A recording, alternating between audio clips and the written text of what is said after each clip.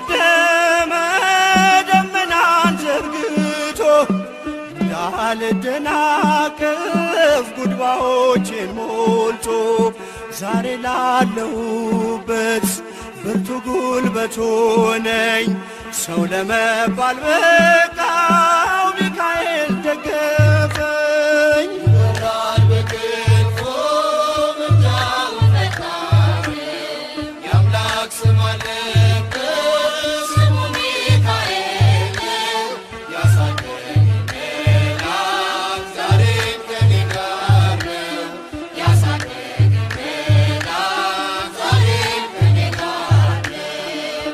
እናቴ እቅፍ ገብቼ መቅደሱ አለሁ እስከ ዛሬ አድሮኝ በመንፈሱ የሕይወቴን ሰልፎች